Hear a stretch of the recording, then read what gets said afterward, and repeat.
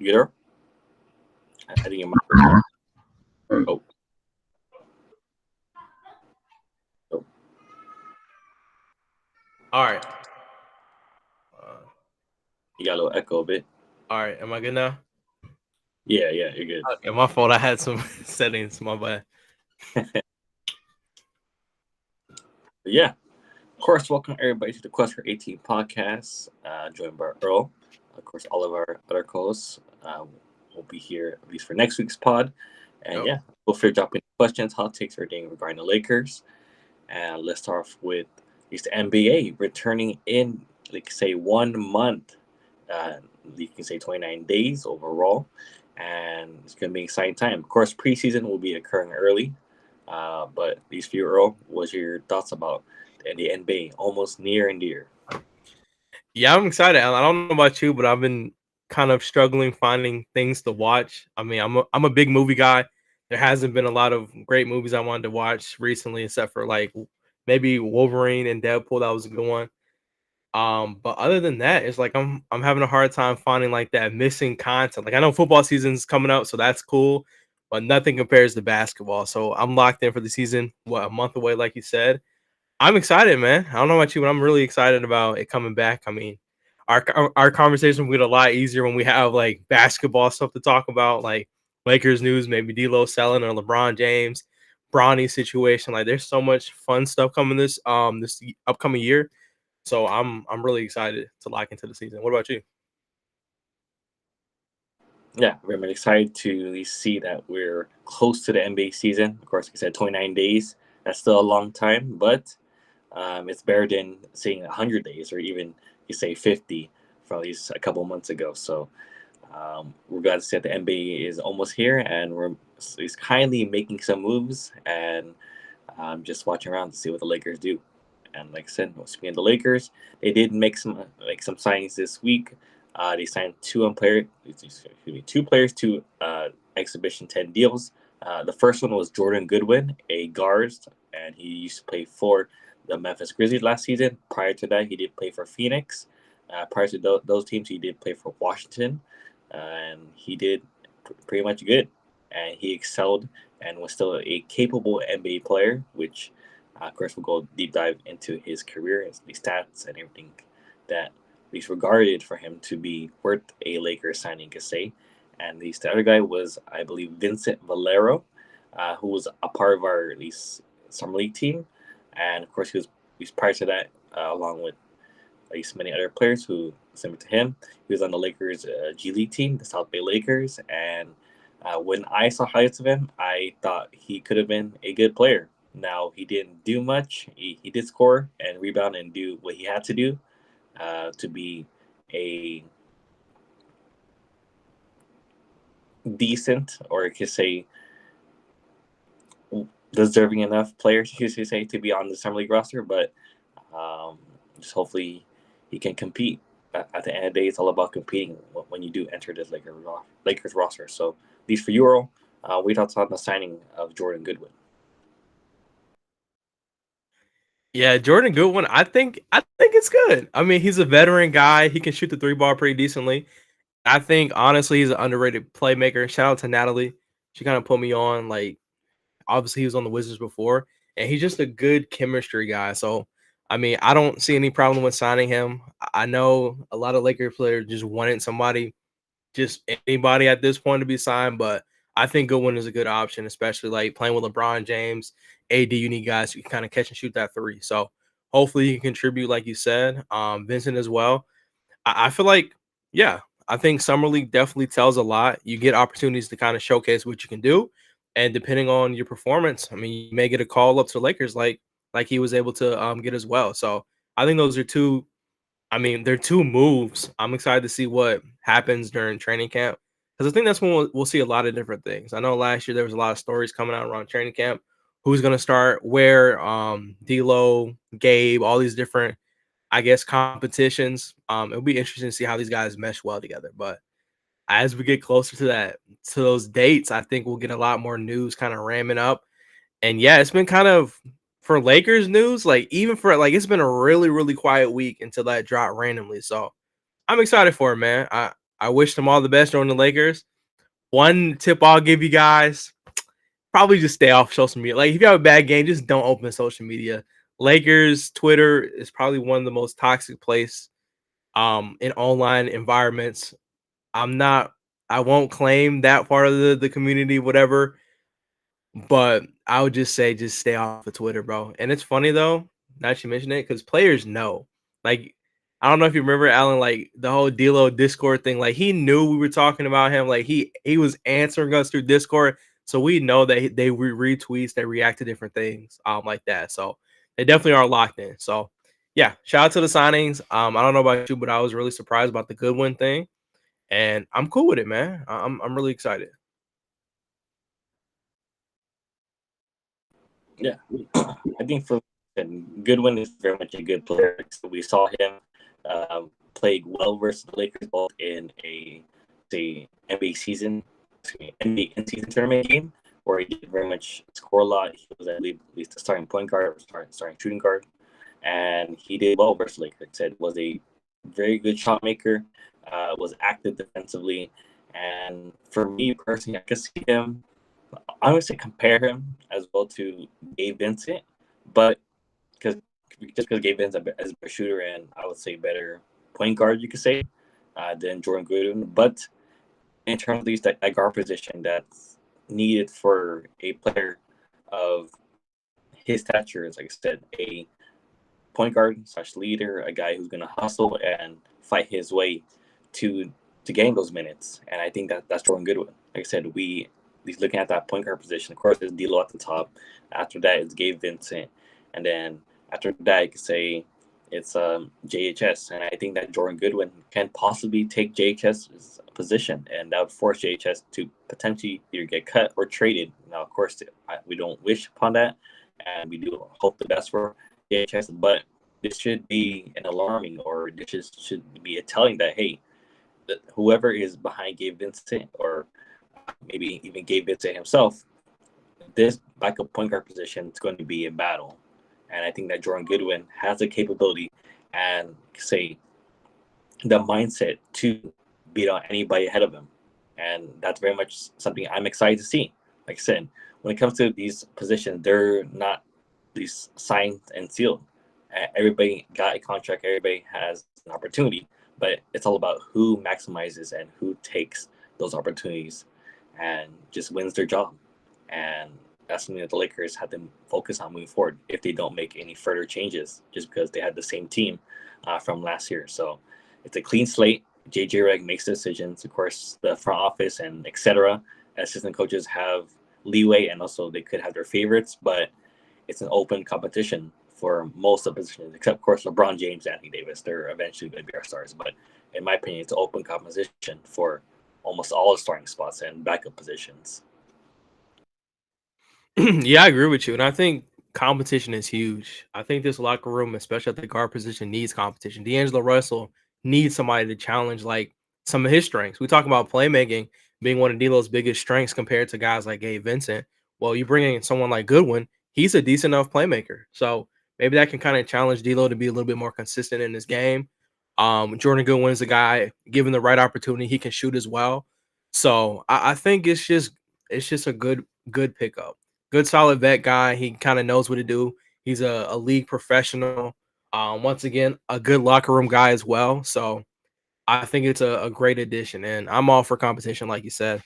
I think for a team that really didn't make a lot of moves in the summer, I think every move we have to make now is strategic. Like, let's say if we did dish a deal to trade D'Angelo Russell, like you still need another guard just in your arsenal to replace that type of production. Not saying he's going to, but you need another playmaker slash 3-point shooter on the roster who can play the one. Like, not talking Austin Reeves. I know he's a good ball handler, but he's not like traditionally a point guard.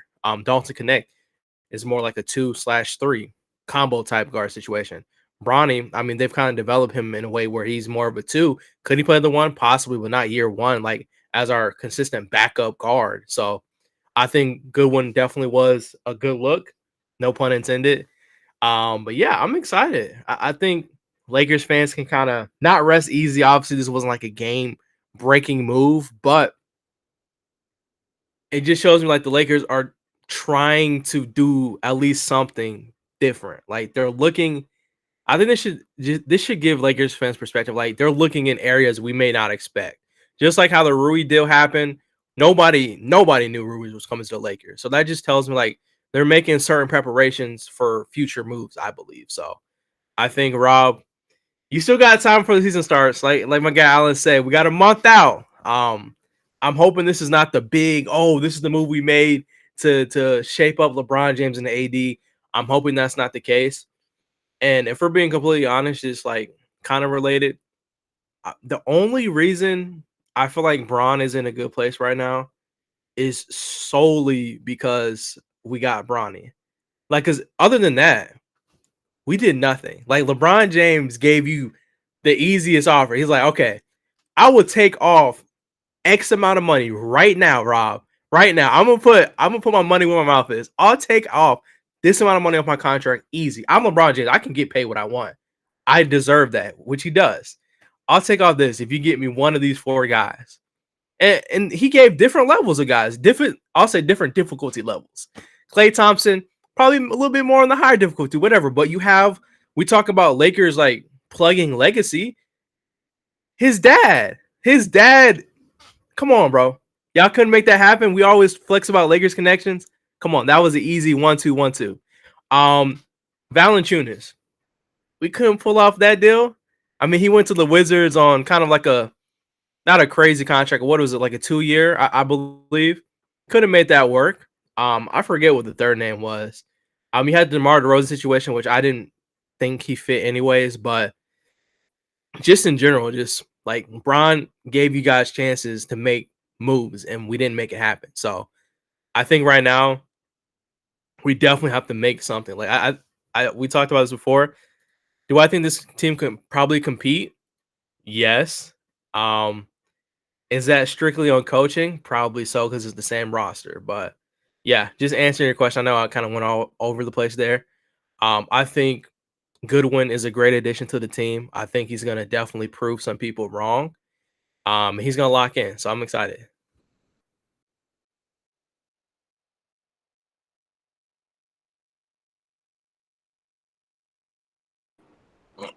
Yeah.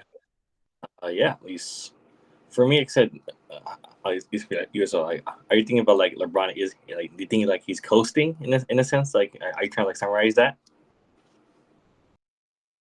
Yeah, I think I don't know, bro. I think low key, bro. Like, what reason does he have to be happy right now? Like, if we're being completely honest, like let's just earth the banner. We didn't win last year.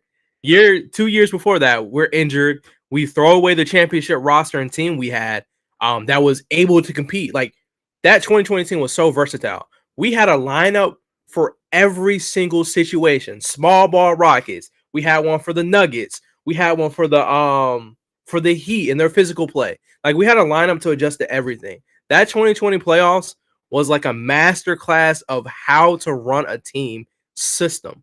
We had an answer for everything thrown at us. And a year later, everything went out the window. Koo's gone. KCP gone. Guys like even smaller, like Quinn Cook, all these guys like a part of that team that kind of made the core, like they all contributed in some type of way. We even kind of fumbled the whole DeMarcus Cousins situation. Like, yeah, I know he was injured, but we dropped him for, I'm pretty sure, a guy who didn't even play. Like, we could have just kept him on the roster, maybe ran him back the next year and tried to see what contribute. Like, we fumbled a lot of different situations, I feel like, between 2020 and now. So my thought process is LeBron James, he's coasting because Bronny's here. Like, Bronny basically locked in and got us secure like Bron's happiness. I believe that. And shout out to Playback Sports. One of the best new and upcoming sports networks out there. Make sure y'all follow and like all their content, of course. But yeah, I think the only reason right now that Bron is happy is because we have Bronny. And to an extent, I think for now it's okay. Like it's the end of his career. I appreciate it, bro. It's the end of his career. He's pretty much accomplished everything any NBA player could ever hope to accomplish. So that's cool. But you would think with a healthy LeBron James and Anthony Davis, you would want to make changes to compete. Last year, we were not far off. I truly believe it was about coaching a lot of it. That's why I'm kind of in between my takes where even though we didn't make a lot of moves, I feel like JJ Redick is the move. But obviously you still got, marginal roster adjustments that have to be fixed. So long story short, is LeBron coasting right now because we got Bronny? Yes, he is. And for now, it's just gonna have to do. Like we got him now. I think it's just about how we.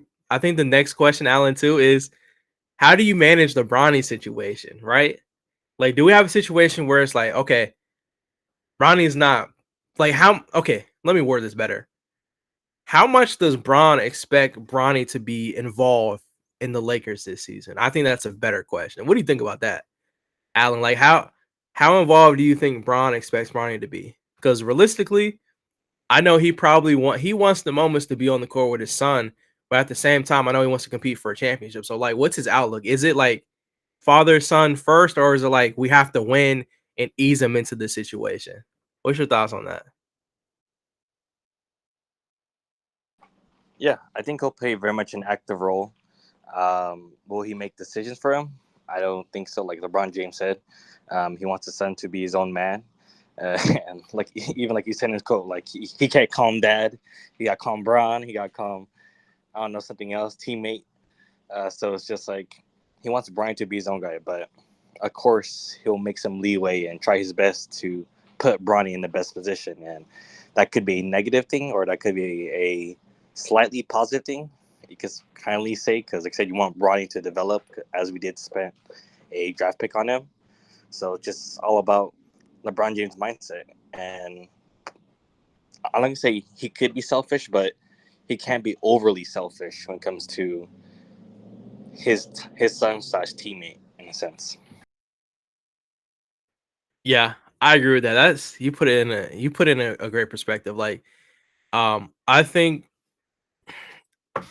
like you said, Bron's already talked about how Bronny essentially, yeah, he's right. Bronny is his own man. He's gonna make his own decisions, and I think conducting yourself as a professional, like if you want to get away from that shadow, which is hard to do in general, I think he just goes through the system. Like every report, every story I've heard about Bronny, it's that he's a good kid. He's willing to learn. He's willing to listen, and he really is just locked in for this moment. He wants the opportunity to prove, like, hey, I'm Bronny James, the basketball player, and I'm not my dad. And I think that correlates with the fact that he wants to go in there and do things the right way. If they're like, okay, I need you to be at South Bay, I need you to develop, I need you to learn and get better, then I'll do that. And I don't think Bronny strikes me as a guy to be like, oh no, I want to play here, or oh, I'm not gonna do that. I think he just wants the best opportunity to play basketball, learn and grow as a player. And I think there's some type of neutral understanding about him playing I think I'm not summer league. I'm going to say G League, sorry. Yeah. I think G League is gonna be really good for Bronny. Like the most recent thing I can think of is Jalen Hood-Schifino, which I have a take about that later, Alan. I'll share with you. But we've seen Jalen Hood-Schifino play really bad in regular games early on, but as he went through like the G League, his performances started getting great. Like he had some really crazy games for our G League South Bay Lakers team. And I think that's just part of like growing it. Sorry, growing and developing as a player. And I think that helps a lot. So if they have that type of understanding, I think everything should be fine. Shout out to Jake in the chat. He said he doesn't expect Bronny to be involved in the majority of the season slash plan, but he will get a couple games with Bron from the moment, and Bronny will learn NBA game in limited minutes. I agree with that. I think it's all about learning. I think that's the key thing in everything we're all saying. This year is a chance for Bronny to learn, and you never know what can happen. I think it's all situational based. You can have a game where he goes crazy and you're like, okay, maybe he's ready for a little bit more involvement with the main team. And who knows? Maybe he plays more minutes. Maybe he kind of coasts a little bit, plays G League, comes back up. I don't know. I think right now it's just focused on him getting better and developing, in my opinion. But yeah, that was kind of my thoughts. I just figured I'd bring up some Bronny stuff too.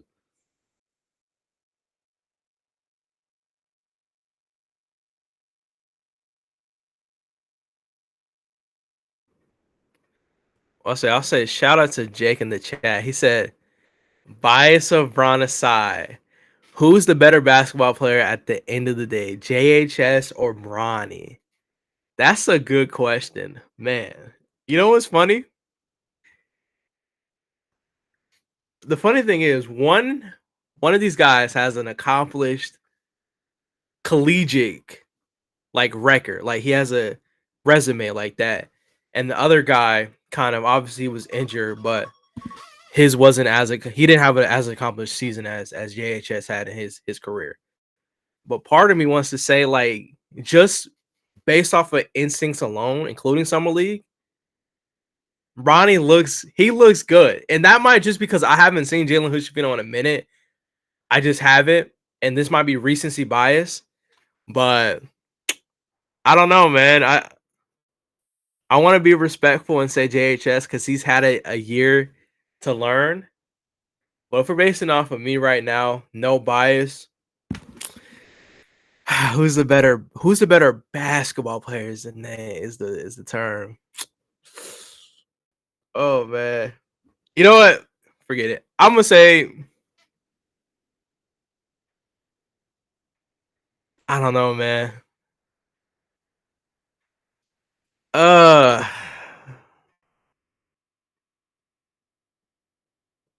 I think I'm gonna go JHS. I gotta give it to him. Like Bronny respectfully has a lot to not only prove, I don't want to use the word prove, but he has a lot to showcase, I'll say. And he has a lot to learn. And I think JHS is definitely ahead in that program, in that process, because he's had time to develop his game, his base level game. So I'm gonna go JHS. I think that's the right answer to say. Fair answer. I think, of course, we can go like a little game upon like who's better in which category, but at least for me right now, at least a quick point, I gotta go with JHS. I think if we just go by the G League stuff, because we know Brian's gonna eventually going to be in the G League majority of his time, I would say JHS would be slightly better due to his playmaking. I think that defensively he still has the instincts. I think he's great defensively. I would say Bronny is better, but he still has some good instincts defensively. When he is a playmaker, or say when he is a player in which can create his own shot, he can reach those 20-point games as seen by the G League. So it's all about at their best.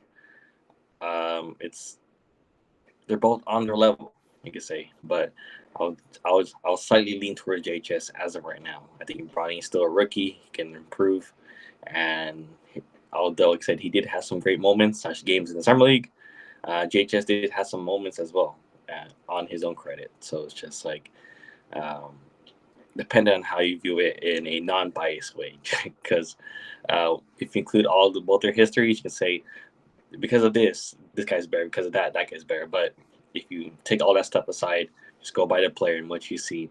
Um, it's a very back and forth situation, you could say. So, at least going for these categories, let's talk about it. Offensively, who was the better player, JHS or Bronny James? Just from what you've seen currently, not excluding high school, just going by G League highlights and like you say, like summer league.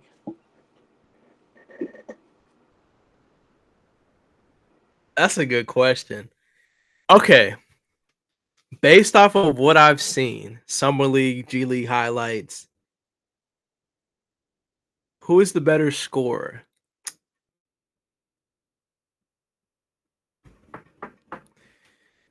I think I have to go. I think I have to go JHS, man. Like I think it has to be JHS. Like we seen Bronny kind of struggle early on.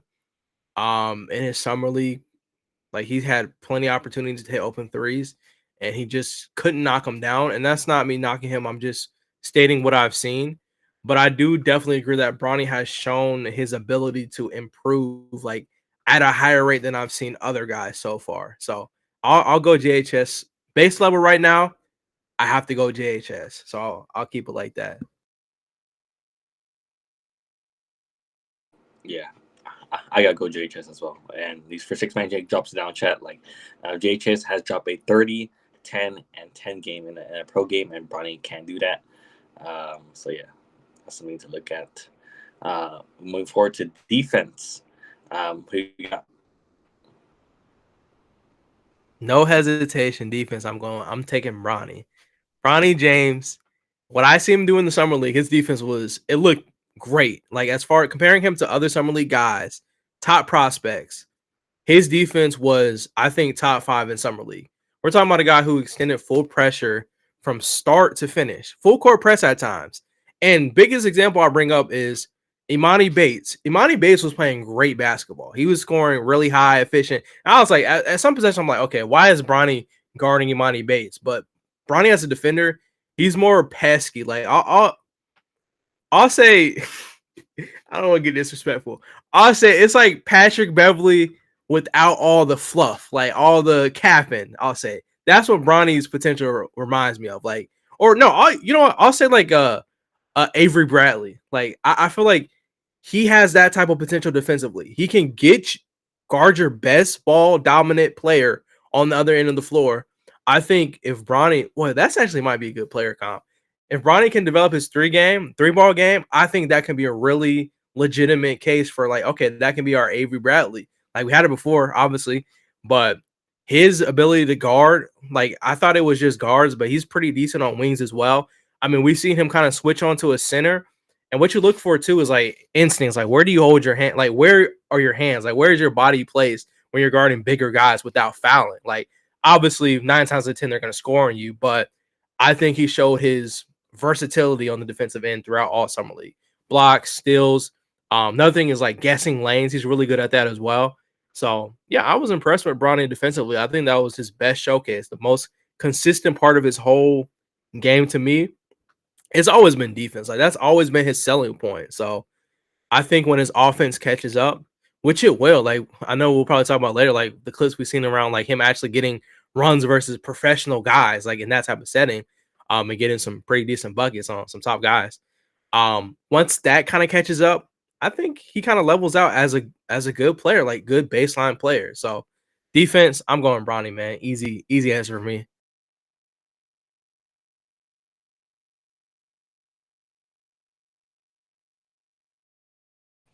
Yeah, defensively, I also gotta go Bronny. Like I said, JHS has some instincts.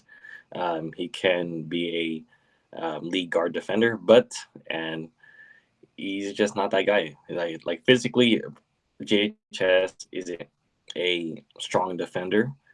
He can get you a couple steals, but physically, I give at least the edge to Bronny. Even for Jake says, what's the craziest thing Bronny does clear another guy, Maxwell Lewis, in every category. I don't know about that. I feel like Maxwell Lewis is sort of the better scorer in a sense, but everything else I'd probably give to Bronny, just because he has a higher IQ and maybe as well better instincts than a Maxwell Lewis, in my opinion. Yeah, I'm not gonna lie. Shout out to Jake in the chat, of course. I might agree with that. I think Maxwell Lewis. I think the problem with Maxwell Lewis is, yes, bro, we get it. We all know you're gifted in the ability to score the basketball, but 99.9% of all NBA players can do that. It's about the shot selections you take and putting your team in winning positions. He did not do that at all. I didn't see that at all in Summer League. Maybe for flashes, a quarter or something like that, cool. But consistently among a game, keeping yourself involved without hurting the chemistry of the team is something Maxwell Lewis has not done. Like playing regular, I feel like I haven't really watched a whole bunch of South Bay Lakers, but maybe in that situation as well, he just doesn't scream like a team guy. Like I just don't see like how you can go. And I'll bring up Max Christie. We all know Max Christie. He could have went and took an ISO unscored every single time he wanted to last summer league. That's how locked in he was offensively. But he mixed it up. He made sure he was playmaking, he was passing, he was playing defense, keeping guys involved, and trying to help contribute to winning. Like the biggest example I bring up is what happened when Christie stopped playing. Whole team just disappeared. Like that was the Max Christie effect. He was everything for that team. Playmaking, shooting, defending, all that.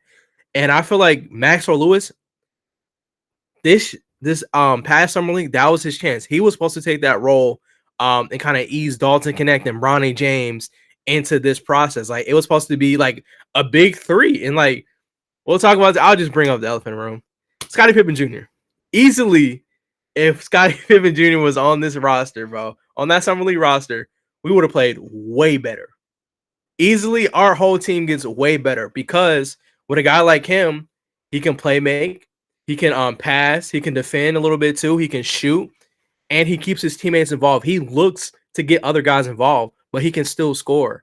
Maxwell Lewis, he's just gonna throw up anything, I feel like. So Bronny James, to me, comparing him to Maxwell Lewis, I kind of agree. Like baseline, I think he's a better defender. I think he's a better playmaker. I think the only thing he's not beating him in right now is just his natural ability to score the ball. But at the same time, Bronny took all good shots. He didn't take bad shots. They just didn't go in. Maxwell Lewis took bad shots and they didn't go in. Like it's different levels to this. So I agree.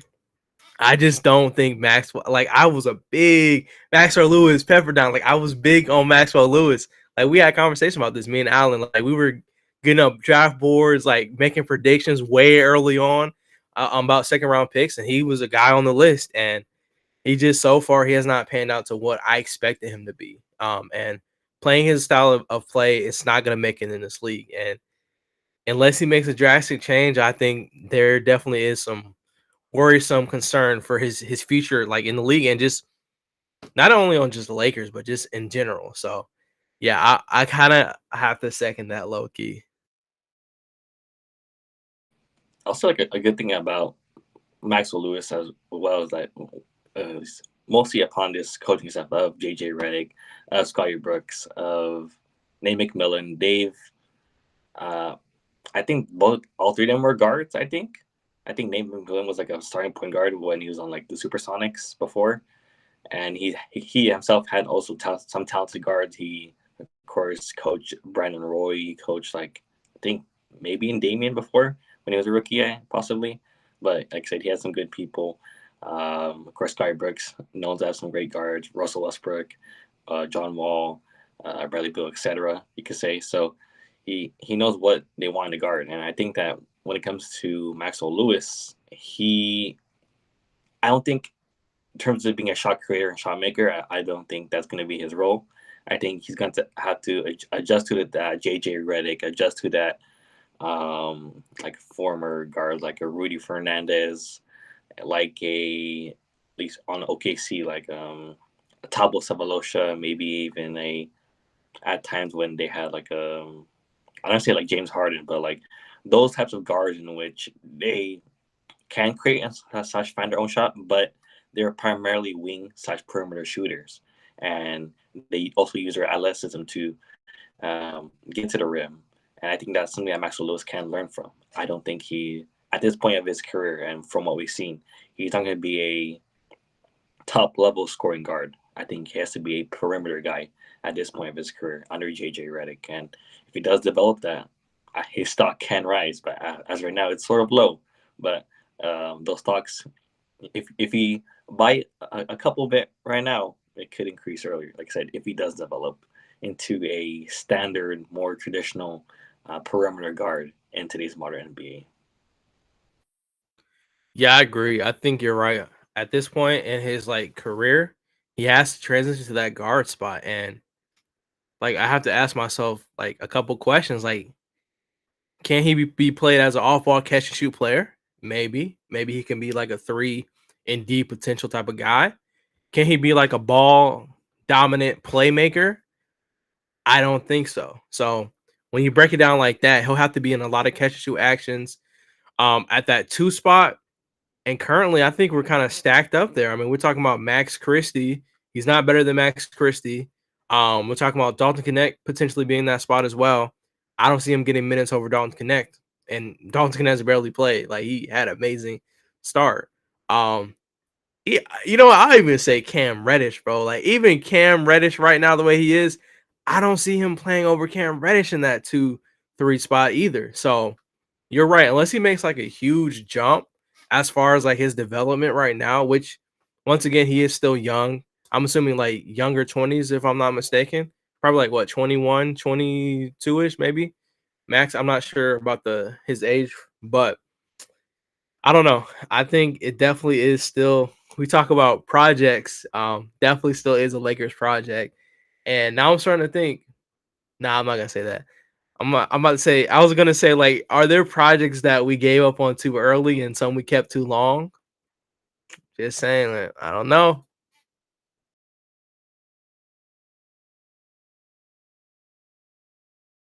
Yeah, and to answer Jake's question, yeah, we did go into a little bit of Jordan Goodwin and just talk about how he can compete on this roster.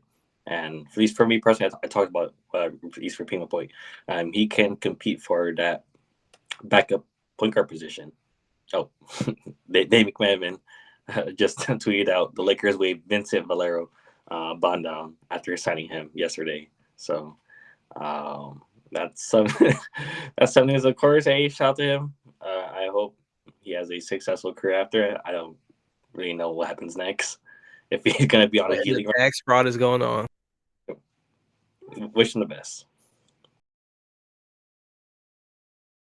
You know, you're right. Maybe it's so we own the rights for him to be on our G League team. Maybe that's what it is because I've seen that happen a couple times. So hopefully that's what it is. Because if not, that'd be absolutely crazy. But yeah, we did talk about Goodwin. Yeah, shout out to Natalie, our resident Laker Wizards creator.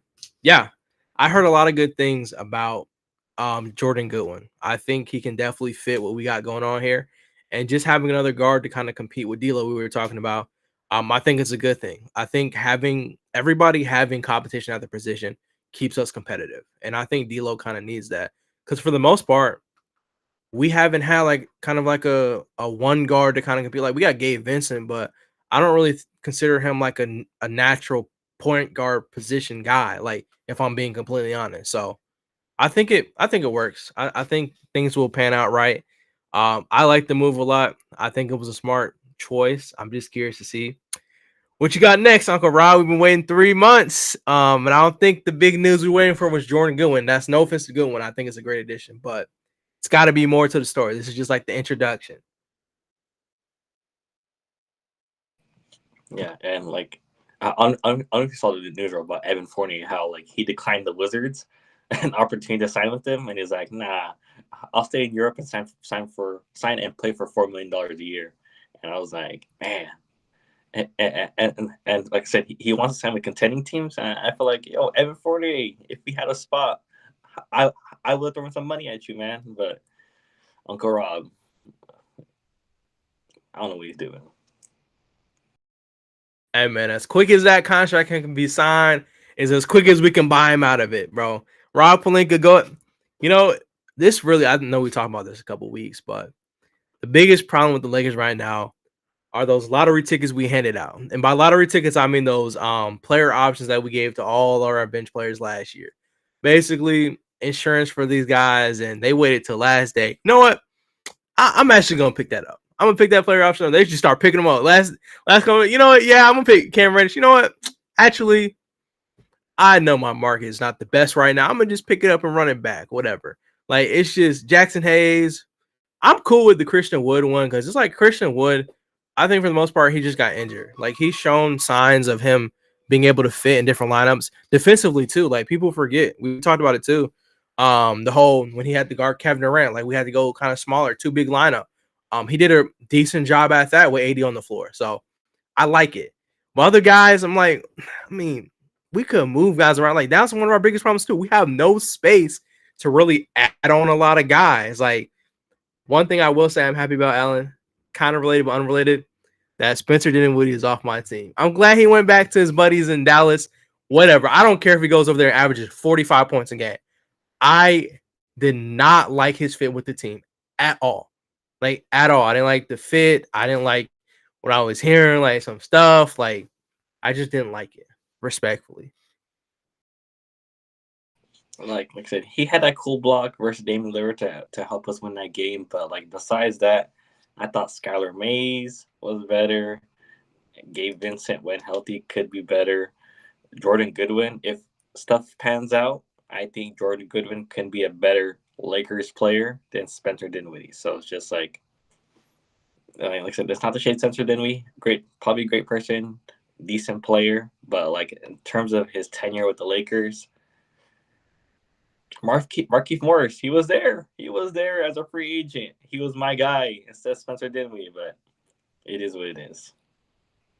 At least going back to these the JHS as Bronny comparison, let's talk about these playmaking. So, like I said, playmaking can be, of course, subjective in terms of these. It could be offensively or you can say defensively.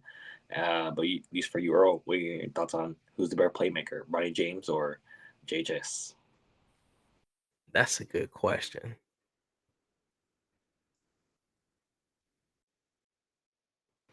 Personally, there's two ways I can go with this answer. Um, Playmaking from the sense of putting other guys in positions to score. I'm gonna give that to JHS. He's got it. He's shown his ability to be a good passer. Just in G League, he's shown it a couple times in game too as well. So I'll give him that. But as far as being a playmaker, making key plays to help contribute to wins, I might give that to Bronny. Like if it comes down to, hey, I need you to go get him, and we need to stop to win this game. Like I think I'm taking Bronny in that sense. Like we talk about JHS. I know this is not about defense, but like making plays, being a playmaker, it works on both ends. Like you said. So I'm kind of split. I think offensively, I give it to JHS, but defensive playmaking and just decision making in general, from a playmaking standpoint, I give it to Bronny, which I know is not fair. I kind of didn't give a real answer, but that's kind of my thought process. No, I'm very much with you upon that. Like, when I think of playmaking, like I said, we can kind of compare to like maybe Chris Paul to like a Damian Lillard. Like Damian Lillard knows is a playmaker. He's gonna get you that great shot. He's gonna be the best player out there on the court in the final minutes of the fourth quarter. But like Chris Paul, he's a great playmaker in that he gets the best shots for his teammates. He has that solid mid range shot when he goes 1-on-1. So it's just like JHS is sort of that. I'm not gonna say he's Chris Paul because of the overblown statement, but he has that ability of like I said, creating his best opportunities for his teammates. Like we talked about a lot last year in the summer league that when this team missed JHS or JHS was in the game, that offense was not good. Like even in Max Christie when he was there, there was no fluidity. There was a lack of a um, play making guys such plays that led to the team to have a organized offense. And I always said like JHS, if he was there, the Lakers probably could have won that game just because they were looking good, but they need a standard point guard. Like we talked about how this current summer league team that they had great players who can create and make their own shots, but that lack of a leading point guard, like an organized one, was their struggle. And of course, although was it like Tommy Kunis and the other guy, I forgot his name already. They did their stuff, but they weren't a true traditional point guard. And I think that, like I said, we talked about how if JHS was put in that situation, this team could have been way better, in my opinion, for this year's summer league. So it's just in terms of that playmaking style, I gotta go JHS. But I very much agree with you that in an overall landscape of playmaking, I gotta give it to Bronny James, in my opinion. Yeah, you made some good points. And like you said, the biggest thing with our summer league team, we didn't have like a solidified guard. We had a lot of guards from G League or unsigned guys kind of running the show. I felt like personally it was kind of taking away opportunities from guys like Dalton Connect and Bronny James getting more easier looks to score. And I think JHS, like what we've seen, he's a guy who likes to make plays like that, likes to set up his teammates, likes to keep other guys involved. So having him in that whole summer league process, I think it would have took off some ease on Bronny and Dalton Connect. Like, and if we're being honest, Dalton Connect was the best guy in summer league statistically. So having another point guard to put in that lineup, he probably would have got a lot more easier looks. Bronny probably would have got open a lot more easier. Maybe he got some more like actual passes on the cut instead of like running those like ISOs on the top of the key. Maybe the offense is just a game for everybody, just generally gets easier. So I definitely agree with that. In that aspect, you need a Jalen Hood-Schifino. But at the end of the day, if I'm winning the game, I need to stop. Let's just say if I had to choose, I know obviously these are probably not even the best. They're not the best options in general, but hand for hand, if I had to choose, hey, go out there and stop Jamal Murray real quick from one stop. Am I taking Jalen Hood-Schifino? Or am I taking Bronny? I'm probably taking Bronny solely because of his defensive I I mean, I don't think that's the right word. I was gonna say aggressiveness, like defensive aggressiveness. Like he's not gonna give him a lot of space to move around. I feel like Jalen Hood-Schifino, he's still a little bit unsure about his game in that aspect. Like you said, he's not really the best defender. But Bronny James, if I had him checking into the game, hey, go style Jamal Murray, make us a play, be a playmaker. Probably taking Bronny in a lineup where I have LeBron James, AD, D'Lo, all those guys already checked in, so I'm not really looking for any other type of production. Yeah, and I think about like the score count is probably at least 2-1, Bronny James, and at least for you, like wasn't like another category that you can think of because right now it's 2-1 Bronny, but maybe JHS has something to lead, like a tie it up. I mean, not even trying to be funny, but it's really not like a fair category. I was just gonna say like his size. I mean, it's not a fair category. That would just make it tied, and then we'll have to find another one. But I mean, it is the truth. I mean, being 6'6" is a great height to be at, especially in today's game, being a point guard. And I think the funny thing is still like, if we put it all into perspective, I think we're all basically saying like Bronny has the potential to be a better player, like have a better career potentially if all things pan out. Because at the end of the day, if Bronny James was 6'6", we wouldn't be having these conversations because he wouldn't be on the Lakers. He would be a first round pick. That's just the fact. So when you put that into perspective, I don't know if there's any more categories I can come with Allen. I just think maybe Brian James is him. He just needs this opportunity to kind of develop. So, and a lot of this really, it's on a little bit of JHS because we never got to see his year 2 jump. Like summer league is where us Lakers fans get to hype up our players. Like, oh, look, we got Austin Reeves now. Look at how he's playing. Or, oh, we got Max Christie. He's the next coming of whatever. I don't have a player on the top of my head, but he's gonna be a top player, top guard on the Lakers. Like, that's our chance to kind of gas up our players, and he just wasn't available to do that. And plus, once again, I'll mention like the clips. Like, I can't help but see like Bronny out there making plays on Taylor Hurd-Tucker is funny. But like Darius Garland, I feel like one of the most shifty guards in the NBA. Like he's one of the hardest guards to guard. I feel like as far as handles, um, obviously not Kyrie, but it's not like too far off. I'll put some gaps between there. But yeah, I mean, when I see plays like that, see Bronny getting active and loose, showing his ability to score, I've never seen JHS move like that personally. And maybe that's just me. I don't know.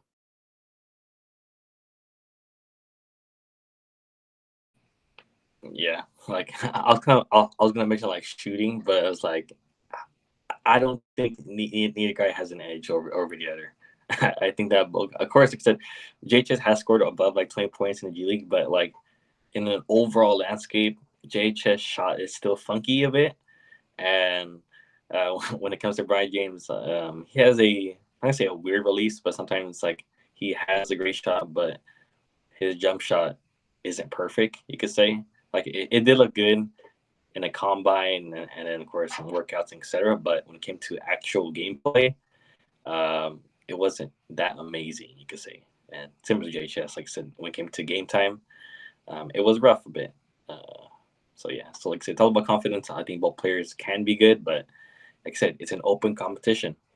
With it, Jordan Goodwin can beat up both players easily, in my opinion. So it's just like Jordan Goodwin, excuse me. I think that he can be the better point guard compared to those two guys. So it's just all about maximizing your opportunity and doing your best. At least for Earl, do you have any more other topics that you do want to discuss? Yeah, I'll just end off my Bronny saga. I feel like this was a good episode to talk a lot about Bronny. Um, what I've seen, like obviously, like you said, like these are just like training videos, stuff like that. But what I'm starting to understand about Bronny, I think it's more of a confidence standpoint with his scoring. Like, I think he has to be more confident and aggressive when he's playing in NBA action. Like, think about the games we talked about. Like, we text a lot during summer league between the games, and we talked about like, hey, like we just need Bronny to be aggressive for one game. That one game, even I remember that joke. I was like, bro, even if he takes 16 shots and makes 2 of them, I'd rather him do that than take 3. And funny enough, he actually kind of did that. It was close enough. But when he's playing aggressive and he has his go-to moves, he looks decent. And I think his go-to move should be in that mid-range area. Like his mid-range game looks decent. Like he has a good enough handle, he can get to that shot. And then you can kind of play off of that. Okay, if they come up or you have space on a pick and roll action, you can cut to the basket, you can throw a lob, you can kind of stop, pull up for a midi. Like there's so many different ways you can work from that mid-range area. And I definitely think he has that type of bag. Like not saying he's just not gonna be a three-point shooter. I think he'll definitely be able to increase that 3-point percentage as he plays in the league. But there's no there's nothing wrong with being a mid-range king. Like I think it's a lost art. Like one of my favorite players, I think one of your favorite players as well. We talk about Carmelo Anthony, and like yeah, Carmelo can hit that three, but he was the king of the mid-range, midi post-up game. That was Carmelo Anthony. That's what to me he's known for the most, as far as like just being efficient in that part of his game. And no, this is not me saying Bronny is Carmelo in the mirror. I'm not saying that. I'm saying like it's okay to kind of scoot your game in if that's where you're efficient at. So my question to you is like, as far as Bronny, like his scoring, like what would you like to see him go to like for his scoring opportunities? I'll say he should take a page out of his dad's book, LeBron James, and that he should attack the rim. Of course, he is a smaller guy, but I think he has the speed and touch, physical ability to attack some guards, and that's the thing he should do. Like I said, he has that Bron gene of attacking the rim, being strong, and getting a couple and ones and a couple athletic layups, you could say. So it's just that's one thing he has to do. And like you mentioned, the mid range. The mid range is an excellent art that's sort of getting lost in today's modern NBA. And like I said, I watched a ton of old games and highlights. And I'm like, man, the mid range was amazing. It's like it's an art just because, like, of course, 3-point shooting is a art of its own way. But like the mid range is something you have to work for. Like I said, there's a guy going to be in front of you. Yeah, you have to create your own shot.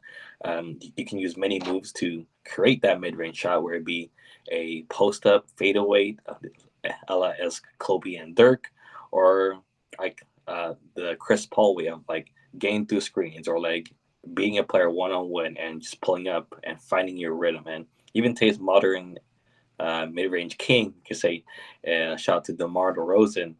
I kind of question when he's with Sacramento. Of course, they did take out Harrison Barnes, but I think that what sort of works but could not work at the same time is that him and the Aaron Fox are both on-ball guys, and you can say both of them can create their own shot. But I think that with the addition of DeMar DeRozan, that kind of lessens the era of this team. Like I said, they have shooters in Keegan Murray. They have Malik Monk. They could possibly, I believe, get Kevin Huerter back, and they have some other players around that organization. But I think that DeMar DeRozan is a great addition, but could be a subtraction a bit. You can kindly say sometimes if he does lean towards the 3-point shooting. But in terms of his mid range, it's going to be great. Like I said, him, Sabonis, and that pick and roll, and him fighting a mid range so often. And even if, like say, he is in the mid range and he gets doubled, he can throw to a improved shooting the Aaron Fox and also a Keegan Murray who gets spot up himself. So it's just all about using that mid range to your advantage. And I think that mid range, like I said, is an art form that is getting lost, but can be used more efficiently than 3-point shooting, in my opinion. Like I said, the mid range is king, and it's just all about what is the best way you can use that to your advantage in today's NBA. Man, that's a good point, Alan. I think that was a great kind of segue because mid range was king. Like you think about like even bigs like the Dirks of the world, the Marcus Aldridge, like big guys who kind of dominate that mid range / post area. Like I said, I don't even know why I didn't think about DeMar DeRozan. I mean, he's been our mid range king for the longest now. All the way back in Even like Toronto. he's in the mid range so Yeah, often. yeah, exactly. Like I feel like it's such an easier shot too. Like the best way to warm up your shot, take a mid range, see how you're feeling, then scoot out a little bit more, and then scoot out a little bit more to the 3-point line. I think that's exactly how DeMar DeRozan plays as well. Like he's not a guy to shoot a bunch of threes. I even though you can kind of throw in Jimmy Butler a little bit. Like he's not a guy who's going to shoot a lot of threes. He's going to play mid range all the way down into like driving, like you said, take a ISO and take it to the paint strong. Like that's the type of gameplay I agree. That's what I can see Bronny doing. I think that might like you might be cooking there, Alan. Like we talked about him. Yes, he's a little bit smaller, but he definitely has hops. Like there was a couple plays where it's like, okay, if he actually wanted to, like he could dunk it. But I think that comes with like you have to gain that confidence just naturally playing in the league. So who knows, man? We could have a, why not? I'll hype up an agenda. Well, who's to say we can't have like a slashing like I've already seen Bronny. Bronny is a crazy athlete. Like I've seen him block a ball off the backboard like his pops. I seen him get up, head kind of by the rim for a dunk. So who's to say he can't have crazy like dunks like a oh whatever I'll say. Who's to say he can't take a slash and try to dunk on somebody like Ja? Like who's to say he can't at that size? Same kind of size range, low key, maybe like an inch off, whatever.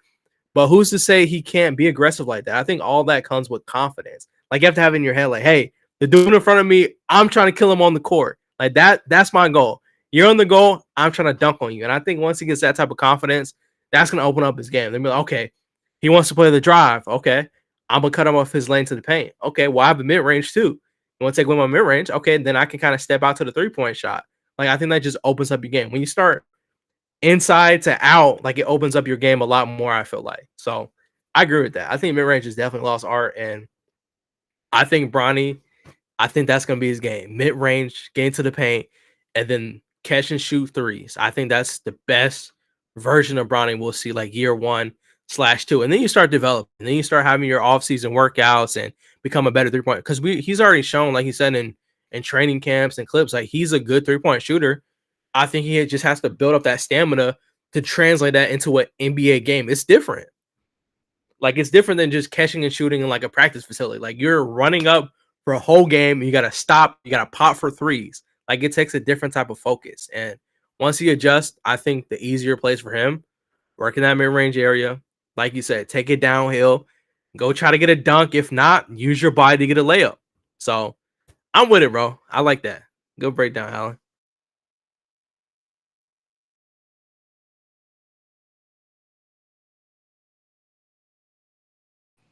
But yeah, if there is anything else, I don't know if if you could share your screen. Like, do you have like a notepad or something we could type for like our NBA fantasy football sort of draft with the NBA, NBA, the NFL returning tonight?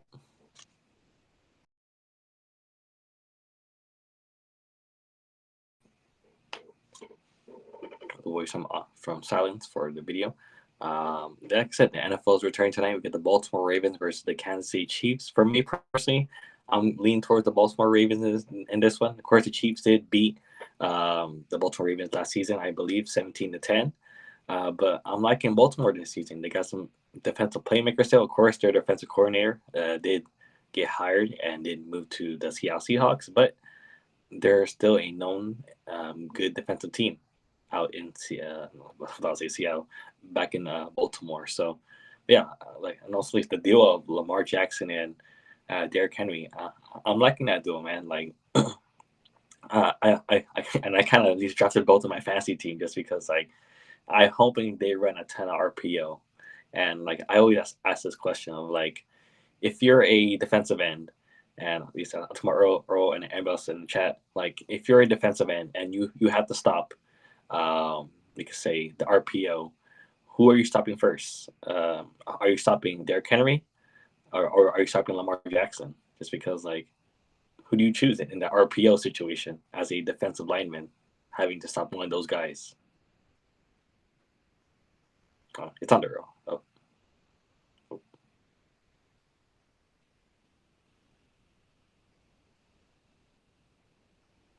I don't know. It's not on the screen. My bad, I muted. Can you see it? No, Oh, it's I pressed something. Sorry, guys. Ours is on there now. it's loading right now. Okay. Well, while you do that, yeah, you're talking about like the Ravens in general. Like, yeah, I think it's definitely interesting. They got a crazy dynamic. We're talking about a run heavy quarterback with one of the most dominant running backs right now in the league. And the thing about Derrick, that's crazy to say out loud. Derrick Henry, thing about Derrick Henry was he was the team on the Titans. Like he did everything for that team. So now he kind of takes a step back.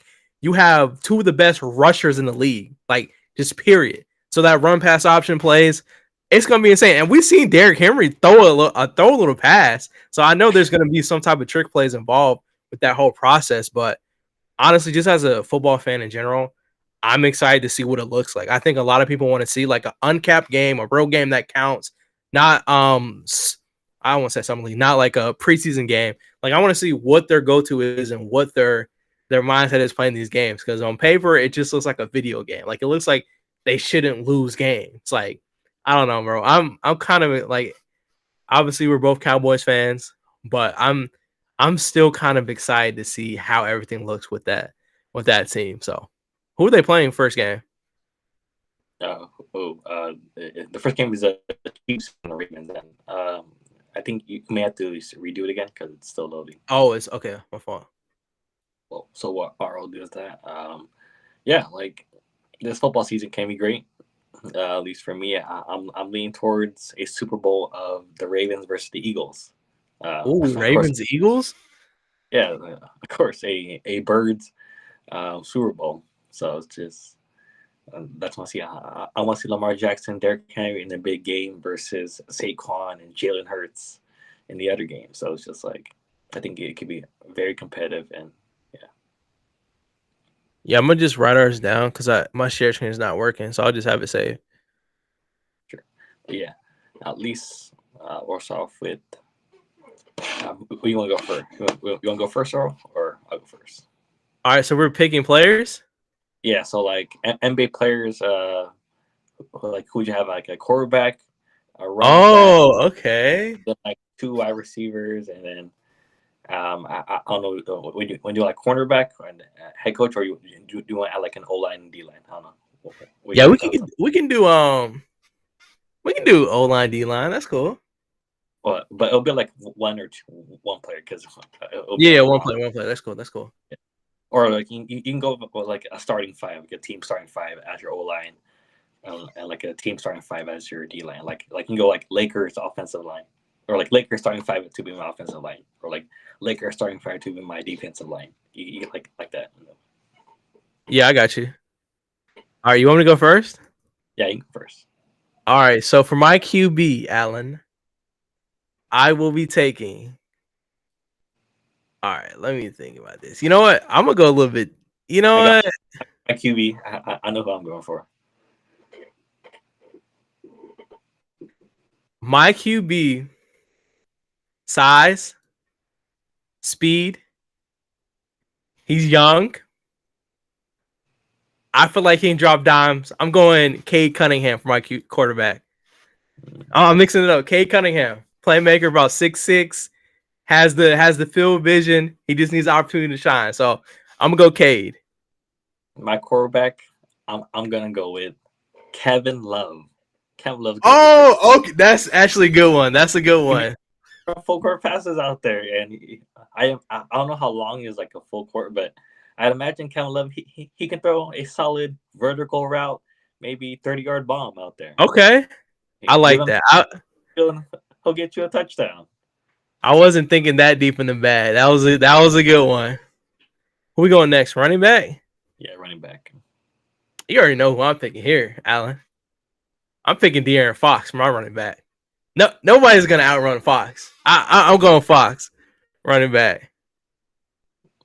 For me, running back, I'm gonna go with Zion Williamson. He's gonna be a power back. He's gonna be my Derrick Henry, Earl. Oh my goodness. Okay.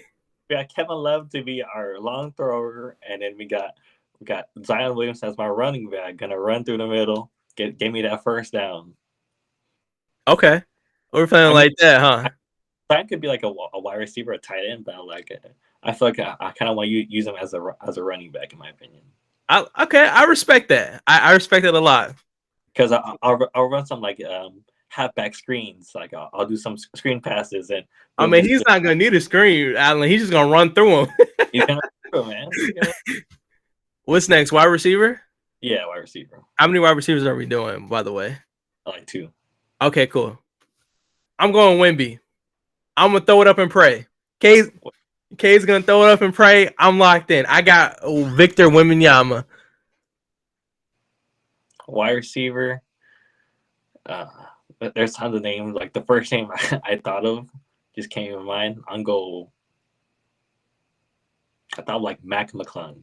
I saw Okay, high vertical. I mean, I saw some news recently that he did sign like a deal, like a training camp deal with the Orlando Magic. So that's technically he's part of the NBA. So I'm going Mac McClung. Even though he's short, he got some vertical on him. I'm not sure how to spell that last name, but I will fix it in later. Okay, so you got Mac McClung at your wide receiver 2 for me. Best hands in the game. You know what? I don't want to go here. I could go. Yeah, you know what? Forget it. I gotta go, Bron. I was gonna save him. I was gonna save him for tight end Allen. I was gonna save him, but he wasn't gonna go that far. I gave you three chances to get him, so I gotta give him now. It's only so far he's gonna fall. So I'm going Bron. My second wide receiver, I'm about to go Kevin Durant. Okay. KD. The kind of see I chose Mac McClung over KD, but I don't know. Mac McClung, he got some vertical. I'm about to use him like a Julian Edelman, like a Danny Amendola. That Patriots. Okay. I respect that. All right, so we're on tight end now. Yeah, tight end. Okay, look. I was going through my head, just my inventory of basketball players on the top of my head. Current players. Tight end. Size. Physicality. I know he can jump. I know he's athletic. I'm going to go with Paolo Banchero as my tight end. That's my tight end. My tight end. There's probably some other players I could have thought of, but the first name that came top of mind, I'm gonna go Anthony Davis. He's gonna be my tight end. Okay. He'll be in there. He'll block, but he'll be very much a good tight end receiver. Like we got was a third and goal. Yeah. I need a little one-on-one. Throw it up top from Kevin Love to a certain tight end. We got Anthony Davis. So it'll be like Philip Rivers to like Antonio Gates out there. I like that. And what's our next category? Would be like who got like cornerback. Oh, corner. Lock them down? Yeah, lock down. You already know who the first person I'm picking, Allen. Lock them down on defense. I need to stop. I need somebody to play aggressive. I need someone who's not afraid. I need someone talking junk. As a corner, you need somebody who is going to talk all day. I'm taking Jimmy Butler. I need someone to talk all game, clamp him up. So I'm going Jimmy Butler. He's going to clamp up your Mac McClung. No catches for Mac. Not on my side. One of my guys, we're going to go with Drew Holiday. Oh, that's a good one. That's a good one. Holiday's about to lock your players up. It's over. That's a good one. Dang. I didn't even think about that. Wait, who was your tight end? I was in between. You said who? Anthony Davis. Oh, AD. Okay. AD. Sorry, let me catch up on this last one real quick. I kind of got a little bit behind. All right, and then your tight end your cornerback was Drew Holiday.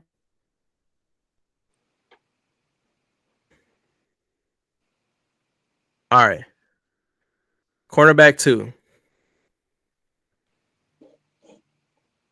Since you went, okay. I feel like I gotta go. You know what, Allen? I think it's time to pull out my secret weapon.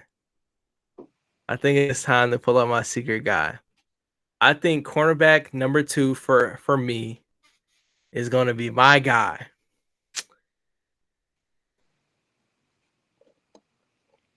No. Josh Hart. I'm going Josh Hart. Shout out to Omar and Max. I know, because you know why? I'm gonna play him the whole game. He's gonna play the whole game. He's gonna give me max production from start to the end, and he won't be tired. He's used to playing 48 minutes a game, 3 days a week. So we're locked in. My other quarterback, I gotta go. Alex Caruso. Oh Lock. my goodness. Got Drew. We got Alex as my cornerbacks. I could have mentioned Draymond Green, but if I were if I were like a safety, I would go Draymond Green just because like I don't think Draymond got the foot speed to defend someone one. you But want to do you want to do safeties? I don't know. I don't know if you want to. Nah, I'm down with whatever, bro. I'm chilling. Yeah. Oh yeah, you can go safeties. Yeah, All right. So we'll go with safety. I'm gonna go. Oh, you know what we forgot? just one second. But We forgot fullback. oh, we don't need a fullback. Hey, I'm running trick plays, Allen. Okay, you can go fullback. No, I'm just playing. Um. Okay, so my safety. Just I need somebody lurking in the back, really high vertical. Oh, you know what? I'm going John Moran. Oh. I'm going John Moran. He can jump out the gym. He can jump higher than your tallest player. John Moran. Yeah, and of course, yeah. I mentioned my pick earlier. Draymond Green will be my safety. Okay, Draymond, got you. He'll be out there. Yeah, like I said, he don't got the foot speed, but he'll be in there, be a big body, be a scout out there, and deliver some big hits out there. He'll go for that hit stick out there. Yeah, I'm a little bit. I'm not gonna lie. I'm a little scared for my player safety, but we'll let it slide. All right. And then like a starting 5 O line, and then like a starting 5 D line. Okay, cool. So like I said, it could be an NBA team starting 5 basically. Okay, so I'll just put O line, and then I'll put slash D line. Okay. O line for me. You said I can just pick a team. Yeah. Okay, my O line. Damn, I gotta think. Who has a good rotation? I got my O line for offense. I got mine. I think I might be sniping your O line, bro. I'm going Portland Trailblazers. They got Robert Williams. They got DeAndre Ayton. They got what's it, the rookie? Donovan Clingan. Like we got bigs for days. I think that's a little sleeper. For my offensive line, I'm going for the Milwaukee Bucks. We got Giannis out there. He gonna play guard or he gonna play left tackle, right tackle. We got Brook Lopez. He could be on the air tackle spot, and of course, like whoever at the guard positions. Oh, I got my. It's over. I got my defensive line, bro. We got. I got the Grizzlies. Oh. Bring me Zach Edey. Bring me Jaren Jackson Jr. Bring me GG Jackson. GG Jackson on my line. I'm just saying, defensive line. I got the Grizzlies. That's me. For my D line, shout out to the Beyond the Backboard podcast and the fellas out there. We're going with the New York Knicks as my defensive line out there. Oh, that's clean. We got some edge rushers out there. We got some. Okay. We got Julius Randle, who probably played defensive tackle out there. We got some. Man, that's a good one. We got OG, Mikal Bridges as my edge rushers. They got speed. They got length with their arms. Okay, you got me there. They about swipe. You got me there. I didn't think about that. That's get to that corner. That might be the best. All right, I'm just editing this, making sure everything is spelled right. Then I'll share it on screen. I'll try to share it again. Yeah, and then we could probably post as a clip later. All right, bet the clip. We'll work on it later.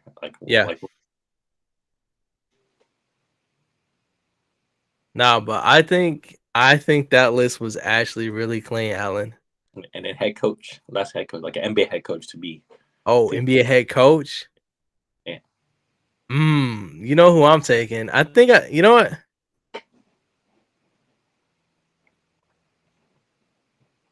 I think I'm gonna take. Looking at the names I have on this team, Greg Popovich. Nah. I think You I'm probably- gonna take Eric Spoelstra. Oh no! You took my I, guy. You I took think my I'm gonna take Eric. I think he guy. belongs on a dog team, Alan. I'm sorry. My guy Eric. Damn. I was about to say you took my guy Eric. Nah.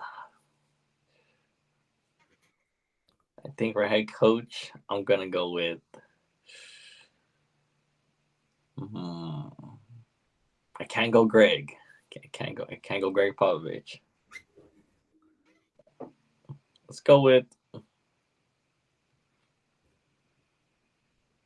Tom Thibodeau, New York Knicks. Okay. Oh, so you want max minutes, max production. I respect that. I really do. I respect that. Max minutes, max production. For, So for, I, you was, go. for I was thinking about like Joe Mazzulla or like maybe some other people. I was like, you know what? I'll go with the one of the best defensive coaches out there. Like I said, maximize minutes, max minutes. Tom Thibodeau. I like that. All right. So for some reason, I missed your O line and O line. your D line. Milwaukee Bucks is the O line, and then D line is New York Knicks. Okay.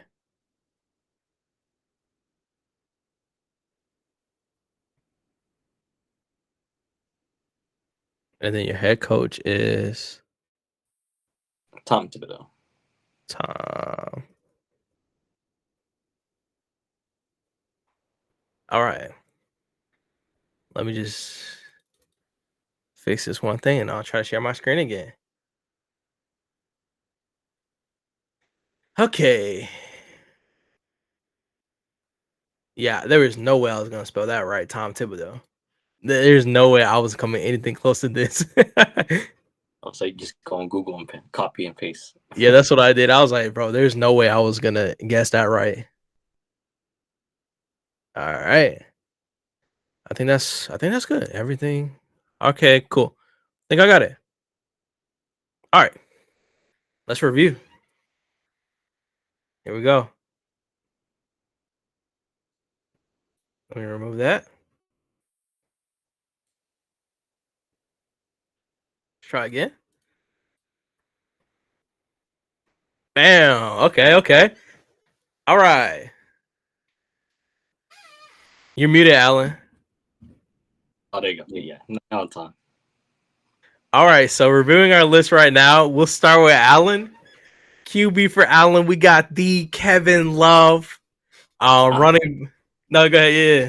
Yeah. I honestly could have put, at least I looked at it now. Like I could have put like Nikola Jokic as my Oh, I QB, didn't but even.